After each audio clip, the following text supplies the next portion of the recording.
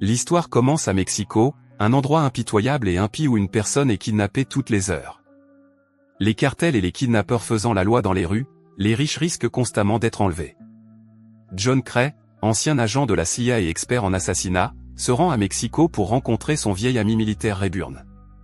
Rayburn dirige une équipe de sécurité qui escorte des gens et profite de la vie au Mexique avec sa femme latina, mais Cray ne va pas bien, il semble épuisé et boit trop, incapable de se débarrasser de la culpabilité de son passé trouble. Lorsque Rayburn apprend que Cray est au chômage depuis un certain temps, il voit une occasion de l'aider.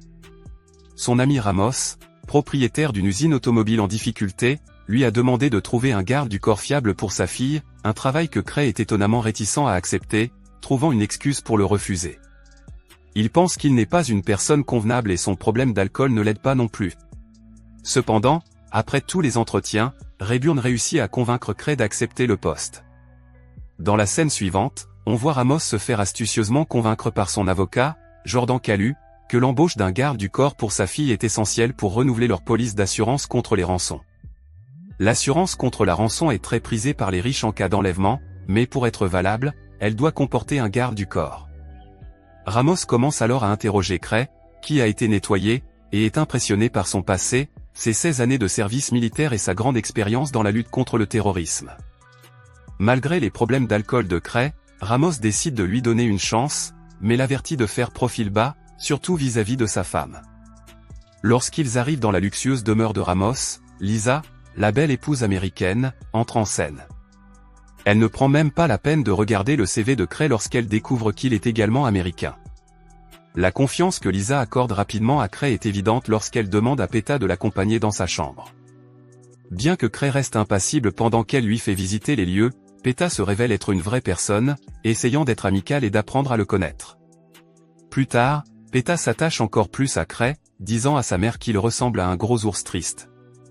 Le lendemain matin, Cray est de service et conduit Peta à l'école, mais la jeune fille bavarde n'arrête pas de bavarder et commence à énerver Cray. Lorsqu'ils arrivent à l'école, Peta présente Cray à sœur Anna, la directrice de l'école. De retour chez lui, Cray reçoit la visite surprise de Lisa, qui l'oblige à ranger son verre. La femme lui demande comment se passent les choses avec Peta. Cray explique qu'il n'est qu'un garde du corps et certainement pas l'ami de Peta. Le problème réside dans le fait que Peta est extraverti, alors que Cray ne l'est pas. Comme il est de coutume pour tous les protagonistes dépressifs et qui se détestent, Cray boit jusqu'à l'abrutissement la nuit. Un soir fatidique, après une série de moments sombres et inquiétants, Cray atteint son point de rupture. Il prend le pistolet, le met sur sa tempe et appuie sur la gâchette, mais à sa grande surprise, l'arme ne se déclenche pas. Lorsqu'il en discute plus tard avec Rayburn, tous deux avancent toutes sortes de raisons pour expliquer l'échec du tir, mais l'attribuent finalement au destin. Cray décide donc de conserver la balle qui lui a sauvé la vie. Lors de son deuxième jour de travail, Cray remarque qu'une voiture suspecte le suit. Il emprunte rapidement un crayon pour noter le numéro de la plaque d'immatriculation, mais il s'arrête brusquement pour éviter un accident et la voiture repart. Malgré l'échec de Cray, Peta réussit à faire ce qu'il n'a pas réussi à faire. Dans la scène suivante, on voit Cray donner un coup de main à Peta après son entraînement de natation. Il semble que Cray ait fait de l'attention portée à Peta son but, sa raison d'aller de l'avant après l'échec de son suicide. Il continue à lui donner des conseils sur la façon de gagner la prochaine compétition de natation. Ce qui s'est passé pousse Cray à abandonner la bouteille le soir et à passer du temps à lire la Bible. Le lendemain, Peta se rend à son cours de piano, qui ne l'enthousiasme guère. Elle démontre son intelligence en racontant à Cray comment elle a réussi à noter le numéro d'immatriculation de la voiture qui la poursuivait alors que lui n'y est pas parvenu. Alors que Peta rentre à l'intérieur, Cray doit attendre son retour, profitant du moment avec le collier et la fleur qu'elle lui a offert plus tôt. Cray presse des problèmes lorsqu'une voiture de police bloque la route, ce qui confirme ses craintes lorsque la voiture qui les suivait réapparaît et s'arrête juste devant la maison dans laquelle Peta est entrée. Cray se précipite vers la maison au moment où Peta en sort joyeusement, la pauvre fille est terrifiée et stupéfaite. De manière inattendue, les officiers commencent à lui tirer dessus. Bien qu'il soit mortellement blessé, Cray réagit courageusement, terrassant les policiers et deux des kidnappeurs, mais c'est un contre un et il finit par s'effondrer.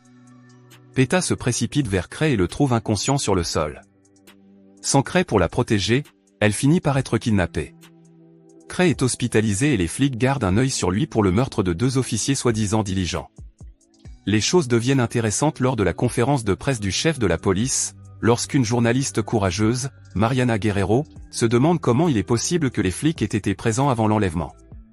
Manzano la soutient également, suggérant que les deux officiers étaient corrompus. Plus tard dans la nuit, Manzano et Rayburn sortent secrètement Cray de l'hôpital, craignant que la police ne lui fasse du mal. Le manoir des Ramos est envahi par des policiers, dont Victor Fuentes, le chef de la brigade anti-kidnapping, qui attendent l'appel des ravisseurs. Il appelle un homme connu sous le nom de Lavos. Il fait partie d'une fraternité appelée la Hermandad et demande 10 millions de dollars pour libérer Peta, divisé en 2 sacs. Il donne à Samuel des instructions claires, suivre les étapes et cacher l'argent dans le coffre d'une voiture à un endroit précis. Mais alors qu'il pense que tout va bien, des coups de feu retentissent. Un groupe de malfrats tend une embuscade à la voiture de livraison et tue les ravisseurs. Le lendemain, les policiers sont toujours en poste au manoir des Ramos. Ils reçoivent à nouveau un appel de la voix. Elle accuse Ramos de double jeu et menace de tuer Peta. La corde sensible de Lisa est mise à rude épreuve et elle supplie la voix, en sanglotant, de ne pas faire de mal à sa fille, mais il lui répond froidement. Le visage de Lisa se contorsionne de douleur alors qu'elle absorbe le poids de la nouvelle, sa tristesse se transformant en fureur lorsqu'elle s'en prend aux policiers qui l'entourent, exigeant qu'il s'en aille. Lorsque Cray se réveille, Rayburn l'informe de tout ce qui s'est passé. Plus tard dans la journée, ils se rendent sur les lieux du crime.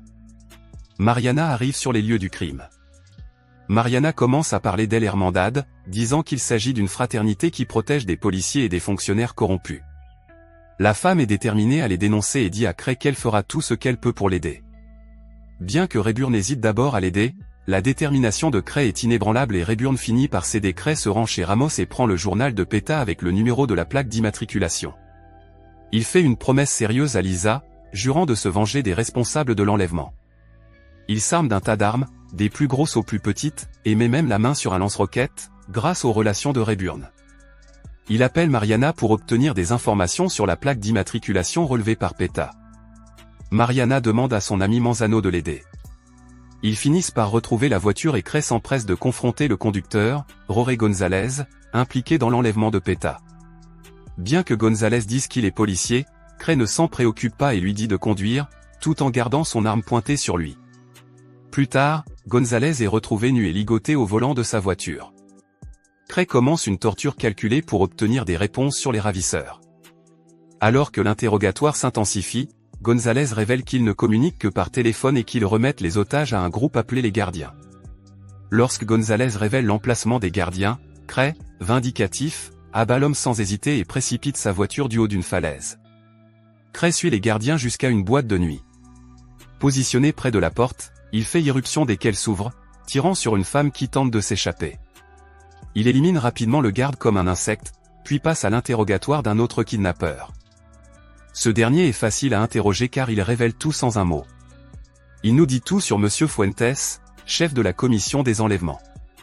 C'est lui qui a détourné l'argent de la rançon. Une fois qu'il a obtenu les informations nécessaires, Cray l'élimine froidement.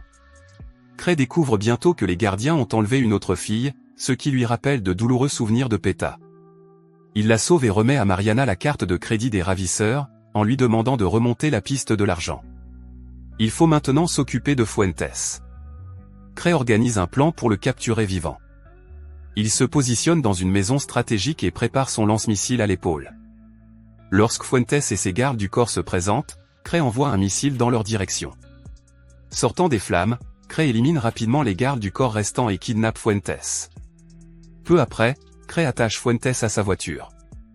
Menaçant Fuentes d'une bombe qu'il a placée dans son rectum, Cray lui donne 5 minutes pour avouer. Cray est alors surpris par la révélation suivante.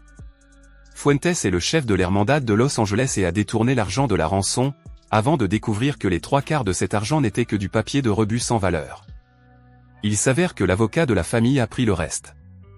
Sans sourciller, Cray se rend tranquillement chez l'avocat, laissant à Fuentes le soin de faire exploser l'argent. Lorsque Cray arrive chez Calu, il le trouve flottant dans sa piscine sans vie. Il s'avère que le véritable cerveau de l'affaire est Samuel Ramos. De retour au manoir des Ramos, Cray le confronte à tout ce qui s'est passé. Lisa est choquée et demande des réponses, ce qui pousse Ramos à avouer. On apprend alors que l'argent de l'assurance a été partagé entre Calu et Ramos. Voyant la situation financière de Ramos, Calu l'a convaincu d'organiser un faux enlèvement pour gagner de l'argent de l'assurance, en promettant de libérer Peta au bout de quelques jours, mais avec le double jeu de Fuente, les kidnappeurs ont eu un problème. Dans un accès de rage, Ramos admet également qu'il a tué Calu pour venger la mort de sa fille.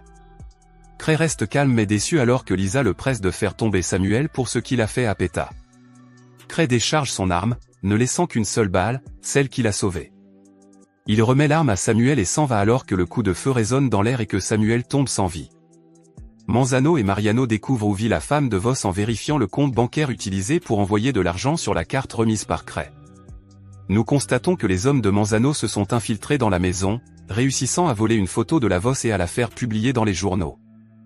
Après avoir découvert la maison, Cray se lance dans une dernière mission pour tuer la Voss, mais en entrant, il est inopinément touché par une balle.